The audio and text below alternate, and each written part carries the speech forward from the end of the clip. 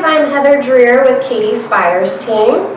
We are over here in Brentwood with a property that we just got under contract. Currently doing the buyer's inspections. We have Shane with Stanek Inspections doing the home inspection today. And we have Jake from Nature Coast Pools doing our pool inspection. Come on inside, let's see what they've got going on.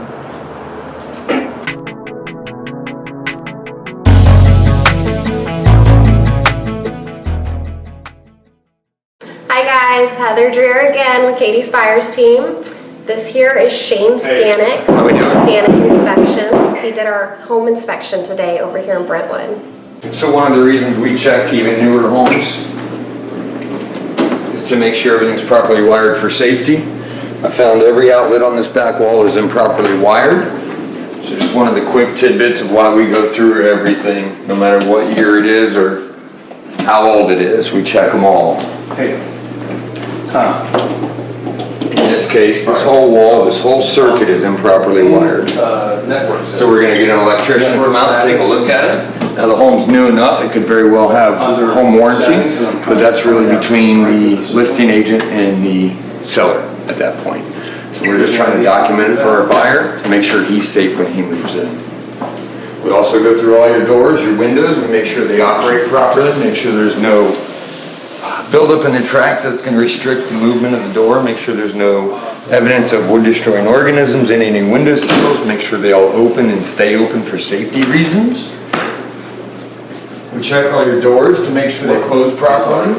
Sometimes an indication of a door rubbing would indicate there could be structural. It could also be just go through everything we can. We touch everything that we can see, we can access, just to make sure. We don't want to find a bunch of issues. We just want to make sure the home has been checked over thoroughly. As a home inspector, it's not our job to determine what matters to the buyer. It's to give him every bit of information we can and let him make a good decision going forward. Fixture, every shower, every toilet.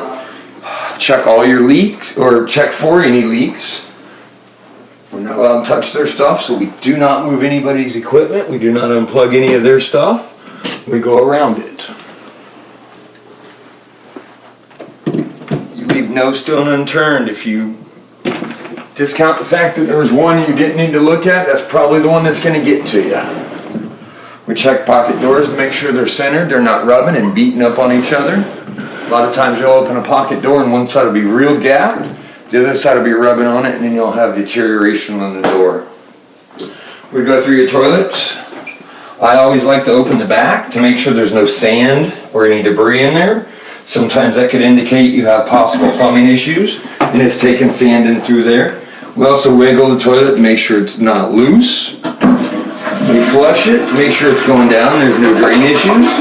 And we're looking at the supply valves to make sure there's no leaks. You also have two gaskets under the tank that'll have a typical spot to leak. Rubber wears out. We run our exhaust fans, and when we're in the attic, we're gonna go find out and make sure those go out of the attic.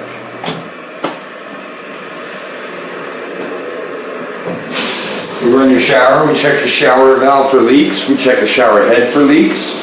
We're watching the drain to make sure there's no restrictions. While we give that time to run, we look at your grout lines, we look at your tile to make sure there's no gaps, anything that would allow moisture out of the shower pan.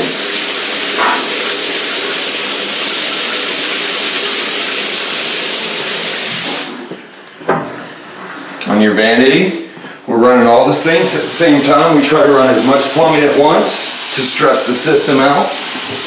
Make sure we don't have a flow control issue. We're also looking at your supply valves underneath, in your drains to make sure there's no leaks, no water damage to the surrounding cabinet, which could indicate an old leak. The longer you can let the sinks run, the better. We're only here for a couple hours, so we have to stress the systems as much as we can.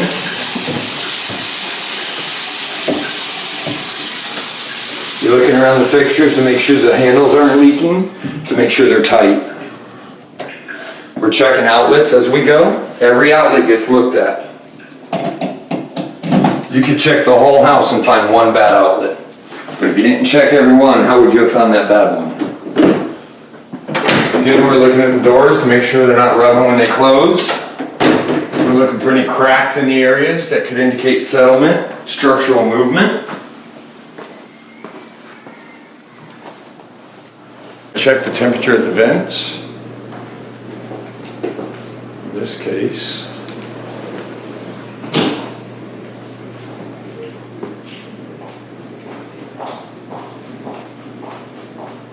getting 69 at the vent, 76 at the return. So we're going to have to let this run a little bit longer. What we're looking for is a 15 to 20 degree difference from the vent to the return. That's called a delta T measurement. What it does is ACs do not create cold air, they remove heat. So what you're looking to do is find out if it's putting the difference of 15 to 20 degrees from the vent back to the return. And that's what we're looking for. Sometimes you have to let them run 10 or 15 minutes before you do a real check. In this case, again, we just turned it on and we're only getting about an 8 degree difference so far. So we're going to let this run for another 10 minutes and we'll come back and check this again. Alright, so this test we're going to measure the delta T. What we're looking for is to see the temperature difference from the vent to the return. We're looking for a 15 to 20 degree difference from the air return to the vent.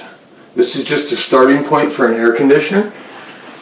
Air conditioners remove heat, they don't create cold air. So what we're looking for is a 15 to 20 degree difference. It's removing that heat and coming back at a colder air. And that's where we start with. Second, we go up into the attic in this case and we look at the air handler, the coils, the condition of the lines in the insulation, the drip pan, the safety sensor in the drip pan to make sure everything's functional. So one of the things we're looking for in the attic for the insurance documentation, they want to know how your roof is mounted to the walls. They want to know how the decking is mounted to the trusses. So we're looking for your wind mitigation terms. These are what's called a single wrap. You have to have a minimum of 2 nails on one side and at least 1 nail on the other side to qualify for that credit.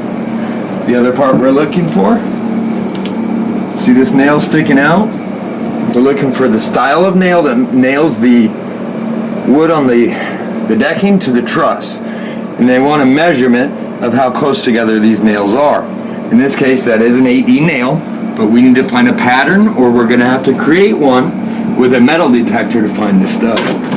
Making sure we have plywood clips installed. Wood is ever changing. It expands and contracts with heat and temperature, moisture, humidity. So what we want to do is make sure that there's gaps installed and the plywood clips help keep that gap. And it also keeps the plywood straight to the next piece. So these are things we're looking at. We're also measuring your insulation thickness and we're matching it up to what they state. Inside the insulation in certain areas, well, they will measure it just to make sure they're consistent. It's a little farther back in there. What's your step there? Now while we're up here, in this case, the air handler is in the attic. We're looking for your condensate drain pan to make sure it's clean. In this case, you've got a little insulation in there. So we'll want to get that cleaned out just to make sure there's no debris that goes into the secondary drain or messes with the float switch. We'll look at your condensate drain itself and make sure there's no signs of leaks backing up. Want to make sure the float sensors are all in place. And we're looking at your data tag and the overall condition where it mounted to the ducting and the plenum and the returns. In this case, everything does look good. This is Wayne with Accurate Pest Management. He's doing our WDO inspection today. What I do is around and tap on the wood, making sure there's no soft spots, weak spots. Termites will eat the wood from the inside out, leaving the outer shell perfectly fine. So with that being said, sometimes a nice soft tap with a piece of nice stick with a big rubber tip on the end of it, you'll go right through the wood. And we look up high and everything also because termites will eat the paper backing on drywall. Even though this is a nice block home, it's still not 100% termite proof, nothing is. So.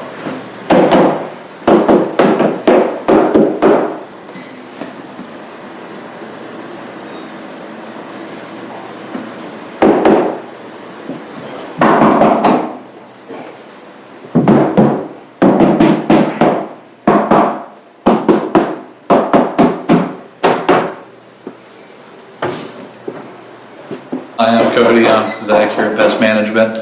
I'm just looking up high, looking for any signs of subterranean termites. They eat the paper backing on the back of the drywall. And he's doing the lower parts of the house. Just looking for any kind of signs of any kind of activity.